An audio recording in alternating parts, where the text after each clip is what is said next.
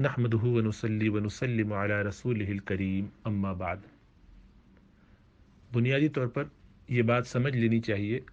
کہ تمام عقائد کو اگر جمع کیا جائے تو اس کے 3 درجے ہیں۔ اس کو آسان کرنے کے لیے یوں سمجھا جا سکتا ہے کہ جتنے بھی عقائد ہیں اس کی اہمیت اور اس کا مقام مختلف ہوتا ہے۔ بعض ایسے ہیں کہ جس کے نتیجے میں آدمی مسلمان ہوتا ہے اور اس کے نہ ماننے سے دائرہ اسلام سے خارج ہوتا ہے۔ تو اسلام اور کفر کے درمیان کی جو حد فاصل ہے عقیدے کے باب میں، ایک تو وہ ہے۔ دوسرا درجہ ان عقائد کا ہے کہ جس سے اہل سنہ والجماعہ کا، آرتھوڈوکسی کا، یعنی وہ جو طریقہ جو رسول اللہ صلی اللہ علیہ وسلم سے امت تک پہنچا ہے، یہ دوسرا درجہ ہے۔ اس کو عقیدہ اہل سنہ والجماعہ کہا جائے گا، ما انا علیہ و اصحابی کہا جائے گا، یا جس کو رسول اللہ صلی اللہ علیہ وسلم نے فرقہ ناجیہ قرار دیا یا طائفہ منصورہ قرار دیا۔ مختلف روایات میں مختلف الفاظ بیان ہوئے۔ وہ جو 73 فرقے ہوں گے مسلمانوں میں سے، سارے مسلمان ہوں گے، ان میں سے جو سب سے زیادہ حق پر ہوگا، یعنی وہ عقائد جس کی بنیاد پر ہم آرتھوڈوکسی میں رہتے ہیں اور ہیٹروڈوکسی سے بچ جاتے ہیں،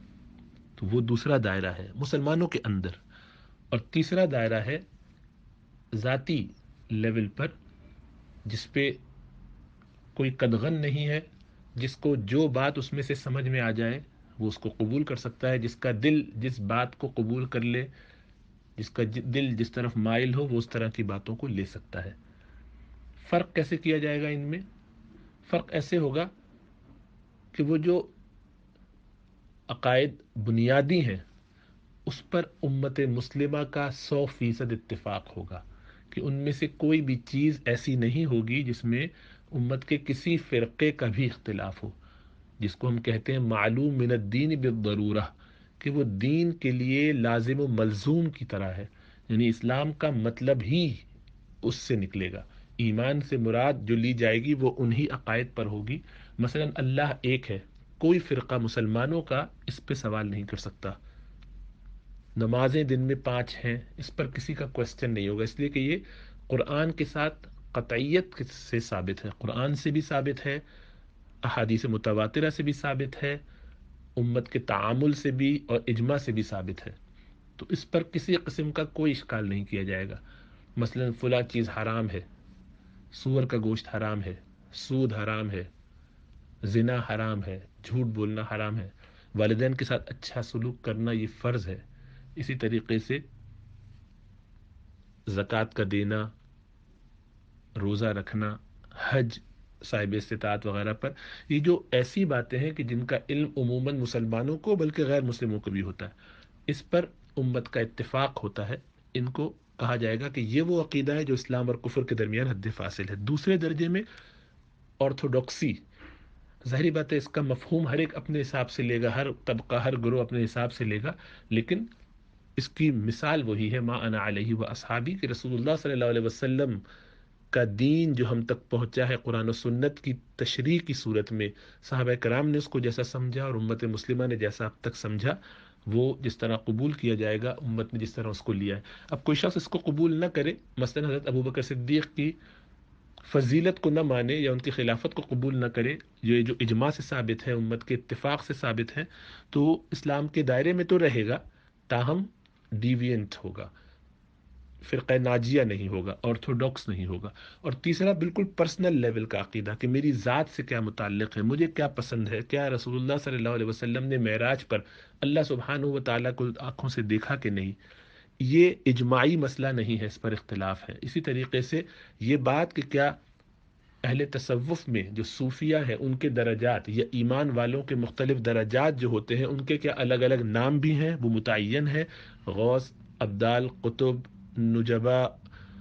اس طرح کے جتنے بھی الفاظ آتے ہیں کہ یہ ساری چیزیں ثابت بھی ہیں، ابدال و اوتاد وغیرہ یا نہیں، یہ عقیدہ پرسنل لیول کا ہے، اس کے ماننے یا نہ ماننے سے کوئی شخص نہ اہل بدعت بنتا ہے، نہ کوئی شخص اسلام کے دائرے سے خارج ہوتا ہے۔ پہلا والا عقیدہ بنیادی، اس کے انکار کرنے سے آدمی کافر ہو جاتا ہے، دوسرے درجے کو چھوڑ دینے سے یا انکار کرنے سے اہل بدعہ بن جاتا ہے عقائد میں،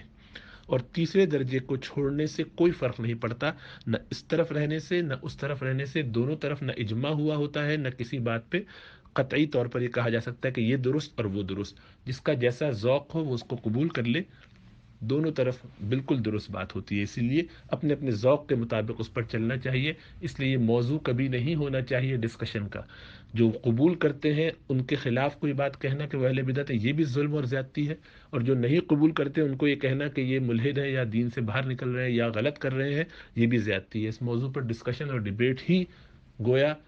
جواز کے دائرے سے نکل جاتی ہے، یعنی جواز کے دائرے میں تو بلکہ سوری رہتی ہے مباحات کے درجے میں، لیکن وقت کا ضیاع ہے،